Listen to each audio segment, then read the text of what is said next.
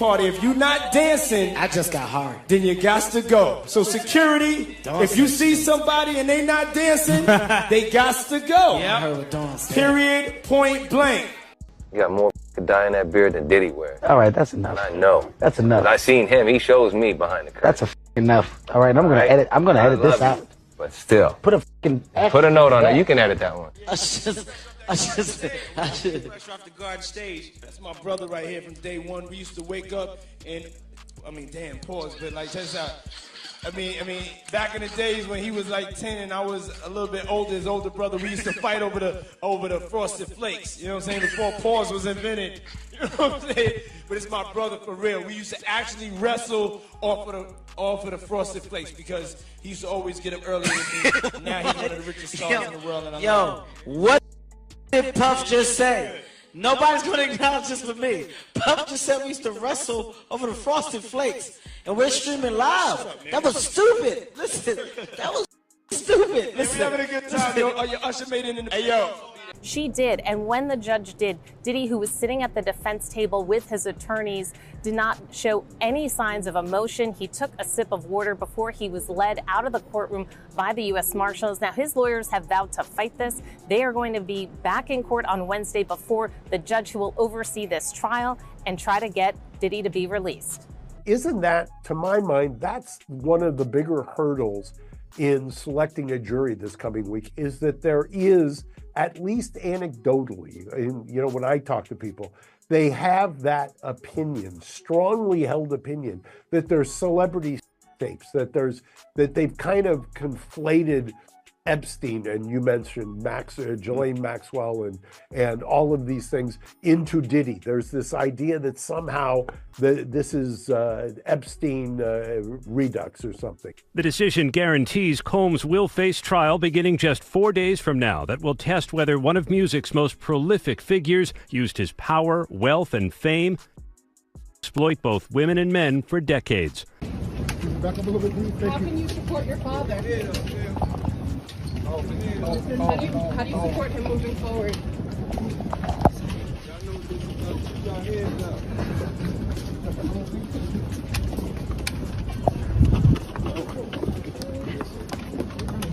Diddy's lawyers had argued that he had made good faith efforts by showing up in New York, ready to surrender to face these charges. But prosecutors said that he could not be trusted, that he has a history of trying to intimidate witnesses, including some who are going to be witnesses in this case. They urged the judge to remand him. Mr. Combs feels A, he's innocent, which is why he's not going to plead guilty. B, he's going to be truthful about this case because he wants to portray that to the people who have loved him his whole life. And I think he also feels an obligation to people in general. Maybe it's black people, maybe it's white people, maybe it's anybody who's ever felt aggrieved and targeted by the government. He feels an obligation to those people to say, you know what, maybe I can break the model. Maybe I can show the world that a black man can win, in federal court. And I think he probably is the only person I know of who might be able to actually accomplish that. Well, Bill and Sade, accepting a plea agreement would mean that Sean Combs would have to admit to trafficking and forced. And today he made it very clear that was not going to happen. Diddy maintained all along these encounters involved consenting adults and plans to take his chances that a jury agrees. We have the latest from federal court in the Sean Combs criminal case. Status of jury selection, what Diddy's going to be wearing, violation of a gag order, rejecting a plea offer. Elaborate, sometimes days-long parties by coercing victims through drugs, threats, and manipulation. They claim to have video evidence, and some of the accusations echo details from over 70 civil lawsuits filed against Combs over the last 30 years. What happens is if people go into a trial believing the firepower on the prosecution is so strong, I mean, let's say on a scale of 1 to 100, it's a 95 that it's so strong, but it goes down to an 88. That helps the defense because everybody goes in thinking, wow, they're going to prove this, and they're going to prove this, and they're going to prove this, and all of a sudden... In shocking turn of events, music mogul Sean Diddy, Combs is about to face one of the most explosive trials in entertainment history. Just 4 days remain until the courtroom doors open, and the charges against him are as dark as they are serious, ranging from sexual assault to sex trafficking and abuse of power. The world is watching.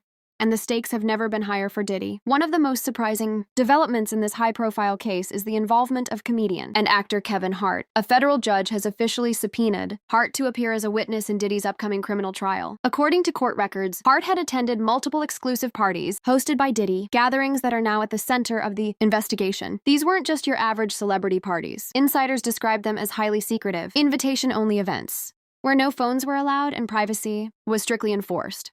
Investigators believe that Hart may possess first-hand knowledge about the nature of these gatherings, especially regarding the behaviors and activities that took place behind closed doors. The judge's decision to bring Hart into the witness stand isn't based on speculation alone. There are reports that the prosecution has uncovered digital records, including old invitations and communications, that show Hart's repeated presence at several of Diddy's now infamous parties. While Hart has not been accused of any wrongdoing, his connection to these events places him in a complicated position. As a public figure known for his clean image and family-friendly comedy, being associated with a case involving sex trafficking and abuse could damage not only his reputation, but also his career trajectory. The subpoena has already caused ripples across Hollywood, where more names may soon be dragged into the spotlight. The prosecution has a clear strategy in involving Kevin Hart in this explosive trial. Their goal isn't to accuse Hart of any crime, but to use his celebrity presence as a way to expose the inner workings of Diddy's private events. Prosecutors believe that Hart can offer valuable insight into the nature of these highly confidential parties, specifically how secrecy was enforced and what kind of behaviors were normalized within those walls. According to insider sources, Diddy's parties had a strict no-phone policy. Guests were required to leave their devices at the door, and non-disclosure agreements were often part of the invitation. Prosecutors claim this wasn't for privacy alone, but rather to hide questionable or even illegal conduct. Kevin Hart's testimony is expected to confirm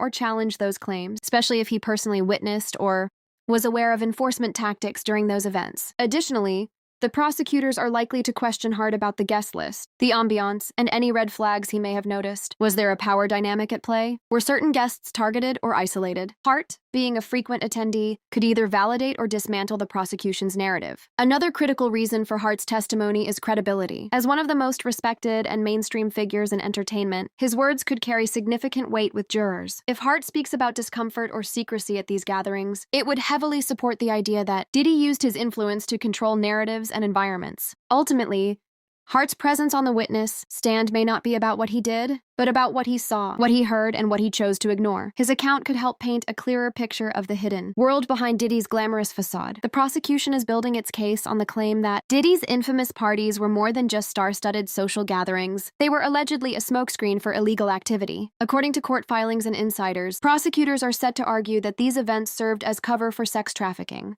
drug use, and abuse of power. Their evidence doesn't rely solely on witness accounts. Travel records, message exchanges, and private invitations have been collected, and many of these point toward a calculated attempt to create an environment where secrecy thrived and accountability vanished. Kevin Hart's name appears in some of these records, indicating his presence at several such events. The prosecutors are not accusing Hart of wrongdoing, but they believe he can provide testimony about the party structure, what happened, who was there, and how control was maintained. One of the prosecution's central claims is that the no-phone policy and the requirement for non-disclosure agreements were not just for protecting celebrity privacy, but to conceal inappropriate or illegal behavior. The environment was allegedly engineered to make guests feel honored to be included, while simultaneously discouraging them from speaking out or even acknowledging what they saw. By calling Hart as a witness, the prosecution hopes to shine a light on how normalized these secretive events became in elite entertainment circles. Hart's testimony, especially if it supports claims of excessive secrecy or unusual behavior, could validate the narrative that Diddy used his influence to silence victims and witnesses. The goal is to portray Diddy not just as a party host, but as someone who exploited his fame and wealth to orchestrate events that crossed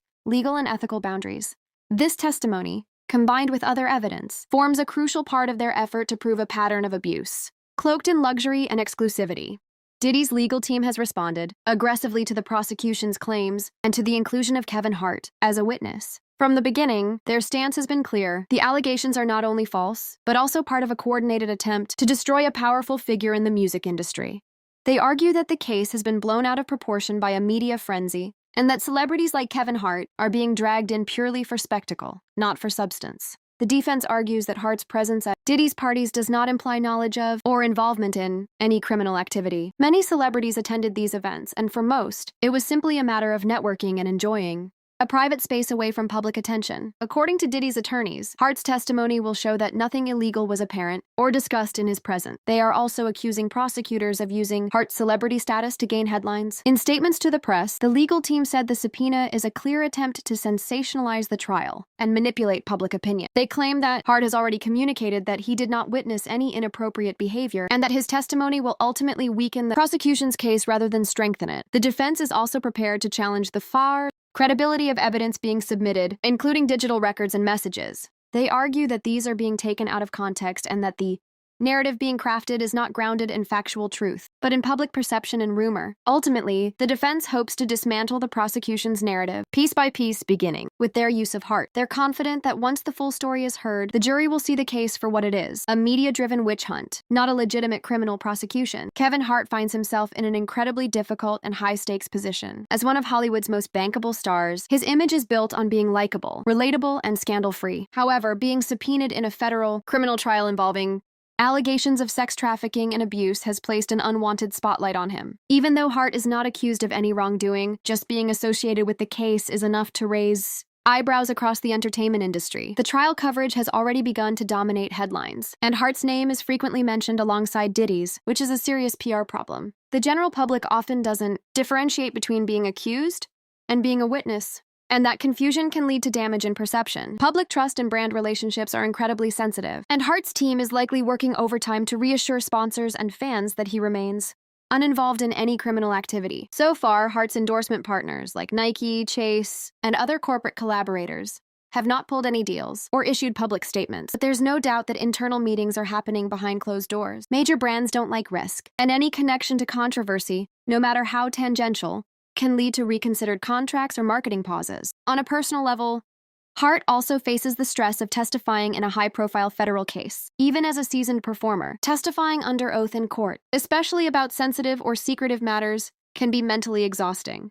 Every word he says will be scrutinized, not just by the court, but by the media, fans, and corporate partners. In short, while Hart isn't on trial, the ripple effect of this subpoena could impact his career in ways that are unpredictable. His reputation, built over years, now hangs in the balance as he walks a careful line between honesty, loyalty, and damage control. Kevin Hart's legal team is fully aware of the gravity of the situation and has wasted no time in preparing a strong, carefully calibrated response. Though Hart is not a defendant, his name being pulled into a federal criminal trial involving sex trafficking and abuse could have long-term consequences if not handled properly. His attorneys have taken a proactive approach, crafting a strategy that is both protective and transparent. Their key goal: ensure Hart's testimony remains neutral, factual, and devoid of any interpretation that could imply his involvement. Hart's lawyers are reportedly coaching him on exactly how to respond to prosecutors' questions about the nature of the parties he attended at Diddy's properties. The goal is to provide accurate information without offering speculation or commentary that could be twisted by media outlets or opposing legal teams. Sources close to Hart's camp say the team has reviewed all relevant travel records, communication logs, and public statements. They're making sure Hart's narrative aligns with documented facts, avoiding inconsistencies that the prosecution or media could latch onto. They're also preparing him emotionally. Testifying about events involving high-profile celebrities in front of federal prosecutors is no light task, especially when the entire entertainment world is watching. Hart's attorneys are also coordinating with public relations experts behind the scenes. They know that even a neutral testimony can be framed sensationally by the press, so they are preparing statements and talking points in case the media spin turns negative after Hart's appearance in court. At the core of their strategy is clarity. Kevin Hart did not organize, facilitate, or condone any illegal activity. His legal team aims to make that crystal clear in court. They are determined to protect both his legal standing and his public image, knowing full well that one misstep could cost him more than just a reputation. It could cost him his future. Cassie Ventura, the former longtime partner of Sean Diddy Combs, has emerged as one of the most pivotal witnesses in the upcoming criminal trial. Her involvement is not just symbolic. It's potentially transformative. Cassie was one of the first public figures to speak out against Diddy, and her earlier civil lawsuit, which was quickly settled, opened the floodgates for further accusations. Now, she's stepping into the federal courtroom to testify under oath, a move that carries significant legal and cultural weight. Cassie's testimony is expected to cover more than just personal grievances. Sources close to the case suggest that federal prosecutors have gathered extensive documentation, including digital messages and private communications, to corroborate her claims. She is likely to provide detailed accounts of the alleged abuse, manipulation, and control she experienced during her years with Diddy, claims that mirror broader patterns now being investigated. The significance of Cassie's presence in court cannot be overstated. Her courage to testify publicly may inspire other victims or witnesses to come forward. Her account may also help prosecutors establish a pattern of behavior that goes beyond isolated incidents.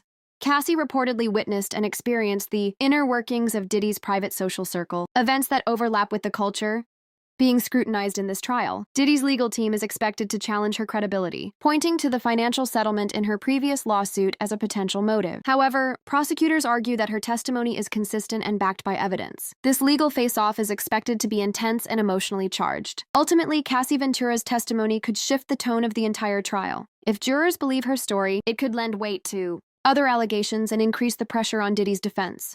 In a case built around power, secrecy, and abuse, her voice could break the silence that's protected that world for far too long. As the trial against Sean Diddy Combs approaches, media attention has reached a fever pitch.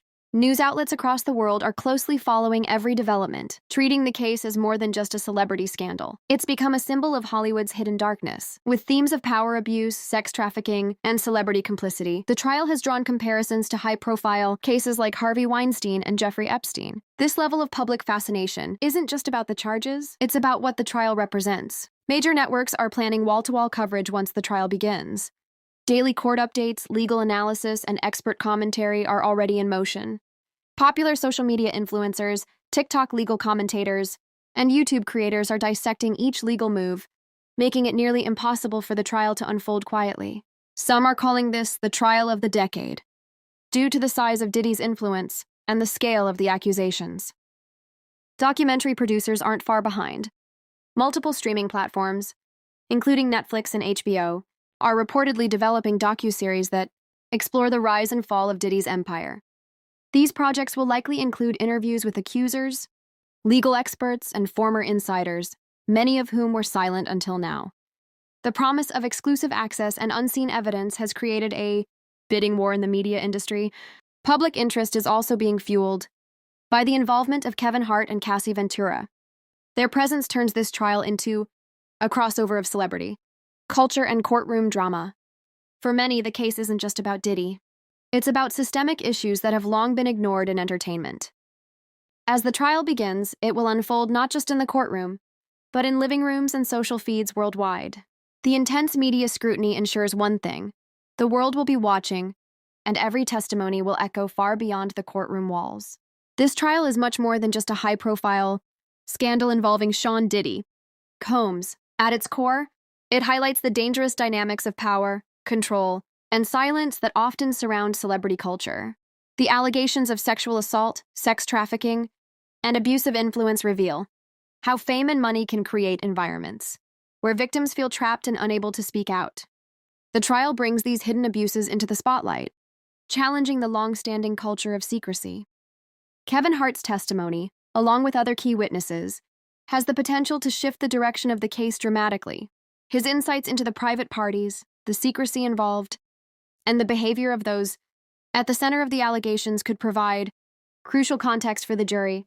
Meanwhile, the defense's attempts to dismiss these claims as media stunts only underscore how complicated and high-stakes this trial is. This case serves as a powerful reminder of the systemic issues in the entertainment industry and beyond, where power often shields perpetrators and silences victims. It forces society to confront uncomfortable truths about who gets protected and who gets punished. Moreover, the trial's media coverage has transformed it into a public spectacle, but it also raises important questions about accountability and justice. Will this trial lead to real change, or will it become another headline lost in the cycle of celebrity news? Ultimately, the outcome will not only impact Diddy and those directly involved, but could also send a strong message about the limits of celebrity privilege. It challenges the culture that allows abuses to go unchecked and emphasizes the importance of giving voice to survivors. As the courtroom drama unfolds, it reminds us all of the complex interplay between fame, power, and truth, and the urgent need for justice that transcends celebrity status.